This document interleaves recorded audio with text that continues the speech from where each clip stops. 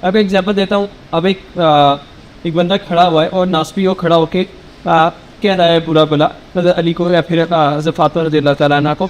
उस लम्हे में आसपास अगर एक शिया के जो खड़ा हुआ है और जो उसको दोस्त भी कुछ अर्सा पहले तक समझता था, आपके ख्याल से उसका क्या रिएक्शन हो जाए? इसकी ऑल्टरनेट सूरत, अगर एक बंदा है जो ताफसीर भी कुछ भी यानी कि जिसके अकायद से नहीं है, माज़अल्लाह वो ये खड़ा कह रहे उमर बुरे बुरे थे, उमर ने ये किया, उमर ने ये किया, उमर ने मासूमा को शहीद किया था इस तरह.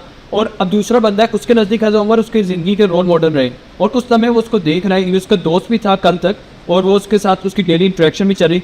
आपके ख्याल से उस वक्त उसका क्या रिएक्शन होना चाहिए? ये एक तो ये है ना कि डॉक्टर में जो आपने बात की कि सिखाएं और तबीबों का काम करें, लेकिन उस लम्हे में उस आम शख्स का क्या रिएक्शन होना चाहिए? हमारे अमूमन तो यही होता है कि वो जब में कैसे हम बुज़दिल हो गए, डर गए, या फिर बहुत ज़्यादा एक्टिव हो जाते हैं कि यार अब मैं जन्नत आज ही कमा लो. तो लेकिन ये है कि आपके ख्याल से उस टाइम क्या रिएक्शन होना चाहिए? उसके साथ जो दोस्त भी था और या फिर जिसके नाम नॉर्मल ताल्लुकात थे. आपने मिसाल दी है कि अगर एक किसी कमरे में, माहौल में, क्लास में एक नासबी हो, बुग़्ज़ अहलुल बैत रखता हो और वो अहलुल बैत को बुरा भला कर रहा हो, तौहीन कर रहा हो, और वहीं एक शिया बैठा हुआ जो अहलुल बैत का एहतराम करता है, तो इस तौहीन के मुकाबले में उसका क्या रिएक्शन होना चाहिए, क्या करे उस वक्त? तो मैं आपको ख़ुद मिसाल देता हूँ अहलुल बैत की कि अहलुल बैत ने क्या किया. ये काम अहलुल बैत के साथ हुआ है, उनके मुंह पे हुआ है, सामने हुआ है. तो अहलुल बैत ने क्या किया है? मैं तो हमेशा शिया को ये कहता हूँ कि आप अहलुल बैत से आगे ना जाओ और चले जाते हो. शिया वो अपने आप को ज़रूरी समझता है कि मैं अहलुल बैत से 2 कदम आगे रहूँ.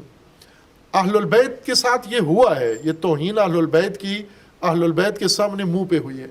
और उसकी मिसाल आप सब शिया सुन्नी किताबों में है कि इमाम हसन मुज्तबा अलैहिस्सलातु वस्सलाम, दूसरे इमाम, ये उस वक़्त शामियों के साथ इख्तलाफ हो चुका था और सुलह भी हो चुकी थी, लेकिन फिर भी चपकलश थी और बदमज़गी मौजूद थी. और एक शामी, चूँकि शाम के अंदर अहलुल बैत के ख़िलाफ़ बहुत महाज बनाया गया था, शामी इतने अहलुल बैत से दूर हो चुके थे, नफ़रत करते थे कि जब मौला अली अलैहिस्सलाम शहीद हुए मस्जिद में, तो शाम में ये ख़बर पहुंची कि मौला अली शहीद हो चुके हैं. मौला तो मैं एहतरामन कह रहा हूँ, वो तो नहीं कहते थे, वो अबू तुराब कहते थे, अबू तुराब, और तौहीन की नीयत से कहते थे. अबू तुराब तो रसूलुल्लाह ने लक़ब दिया था, लेकिन शाम में ये लफ्ज़ ज़्यादा इस्तेमाल किया जाता था, अबू तुराब. तो मारे गए, ये कहाँ मारे गए? मस्जिद में. तो शामी ताज्जुब से पूछते थे कि मस्जिद में उनका क्या काम है, मस्जिद में क्या लेने गए थे. यानी शामियों को ये बताया गया था कि अली अलैहिस्सलाम माज़अल्लाह नमाज ही नहीं पढ़ते, मस्जिद में नहीं जाते, जमात भी नहीं पढ़ते, नमाज भी नहीं पढ़ते. अब जिस शामी के जहन में ये बात बिठा दी गई है तो उसके जहन में क्या तस्वीर होगी? ये इमाम हसन अलैहिस्सलाम के ज़माने में एक शाम का बंदा मदीना आया और इमाम हसन अलैहिस्सलाम को उसने देखा तो पहचान लिया उसने, या किसी ने बताया उसको कि ये इमाम हसन है, तो उसने वहीं से बुरा भला कहना शुरू कर दिया और बहुत ही बदज़बानी की. इमाम हसन अलैहिस्सलाम के साथ 1-2 बंदे थे, उन्होंने उसको चुप कराना चाहा, इमाम ने रोक दिया उसको, इसको बोलने दो.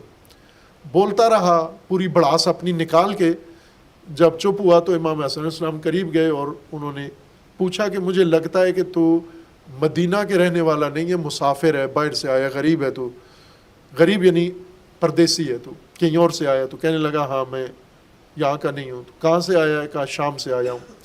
तो इमाम ने कहा कि मुझे लगता है कि तूने खाना भी नहीं खाया, भूख भी तुझे लगी हुई है और सफ़र की परेशानियाँ और मुश्किलात भी हैं और इस वजह से तेरा मिजाज थोड़ा गर्म है, तो तू आ मेरे पास आ, मैं तुझे खाना खिलाता हूँ. इमाम उसको ले गए, जाके खाना खिलाया, उसकी पैसे ज़रूरत थे वो दिए उसको और औभगत करके फिर उसको कहा कि अब तू जा सकता है. तो उसने कहा कि मैं जो कहा था वो आपने सुना? कहा मैंने सुना है. तो कहा सही सुनाई दिया जो मैंने कहा था? कहा बिल्कुल सही सुनाई दिया, आपने मुझे क्या कहा है. तो कहा फिर उसके बाद आपने मुझे ये एहसान क्यों किया? तो फरमाया कि तू भड़काया हुआ था, वरगलाया हुआ था, तूने उस वजह से आके मेरी तौहीन की, वो तेरा रवैया था या तुझे जैसा तरबियत थी तूने वो काम किया है, ये मेरी तरबियत थी और मैंने जो मुझे बताया गया था किया है. कि कुरान में भी है कि जब आप सय्या बुराई को دور کرنا چاہتے ہو تو کس کے ذریعے برائی کو دور کرو؟ ادفع باللتی ہی احسن. آپ تو ماشاءاللہ حافظ ہیں، قاری ہیں، حافظ ہیں ماشاءاللہ. ادفع باللتی ہی احسن یعنی برائی کو برائی سے نہ روکو، برائی کو حسنہ سے روکو، آپ اچھائی سے روکو. برائی برائی سے نہیں روکتی، برائی اچھائی سے روکتی ہے. لہٰذا یہ ناہنجار طبقہ موجود ہے، بدتمیز، بے ادب، گستاخ موجود ہیں. ان کو کیسے سمجھایا جائے؟ اب فرض کرو کہ ایک شخص اہل البیت کی توہین کرتا ہے، اس کا جواب یہ ہے کہ آپ صحابہ کی توہین کرو. یہ تو برائی کو برائی سے آپ دھو رہے ہو. ایک شخص ہے صحابہ کی توہین کرتا ہے تو جواب کیا ہے؟ جواب یہ ہے کہ آپ اہل البیت کی توہین شروع کر دو. یہ برائی کو برائی سے آپ دھو رہے ہو. آپ یہ بے شعوری ہے، یہ نادانی ہے. اور اس کے اوپر ہمیں یعنی ایک تو جو مثال آپ نے دی وہ محترمہ جنہوں نے امر بالمعروف والا سوال کیا تھا، اور میں نے کہا تھا کہ امر بالمعروف نہ ہونے کی وجہ سے یہ مشکلات ہیں. اب آپ نے کہا کہ کمرہ ہے، اس میں بہت سارے لوگ ہیں اور اس میں ایک شیعہ اور ایک ناصبی ہے، اور ناصبی نے توہین کی، شیعہ کا خون گرم ہو گیا. یہ باقی کمرے میں جو بیٹھے ہوئے تھے یہ کون ہے؟ یہ ان کو تکلیف کیوں نہیں ہوئی؟ انہوں نے کیوں نہیں اس کو کہا کہ یہ غلط کر رہے ہو، آپ یہاں نہیں کرنے کی یہ بات؟ بے شک وہ سنی ہو یا شیعہ ہو. مثلا ایک ذاکر ہے، وہ صحابہ کی خلفاء کی توہین کرتا ہے، سارے شیعہ بیٹھے ہوئے ہیں اور یہ شیعہ نہیں اس کو روکتے، تو یہ بیماری ہے ان سب کی. یوں نہیں ہے کہ ذاکر نے توہین کی ہے، یہ سارے جو بیٹھ کے چپ ہیں یہ سارے اس کے قصوروار ہیں. ان کو روکنا چاہیے یہاں پر کہ آپ ہماری مجلس میں یہ کام نہیں کر سکتے. روکے، ایک کو روکے، ایک دفعہ روکے، سارے رک جائیں گے. یہ جو تکرار ہوتا ہے، جیسے ہجوم والی مثال دی کہ ہجوم چڑھائی کر کے قتل کرتا ہے، ایک ہجوم کو سزا ملتی، دوسرا ہجوم یہ کام نہ کرتا، لیکن ایک دفعہ بھی یہ کام نہیں ہوا. تو یہ ہم سب کو یہ شروع کرنا پڑے گا کہ یہ سماجی منکرات ہیں، ان سماجی منکرات کے خلاف ہم سارے جہاں بھی دیکھیں. زہر حضرت لقمان نے اپنے بیٹے کو نصیحت کی قرآن میں کہ یا بنیا اقم الصلاۃ، پھر ان کے بعد کہا کہ وَأْمُرْ بِالْمَعْرُوفِ وَانْهَا عَنِ الْمُنْكَرِ.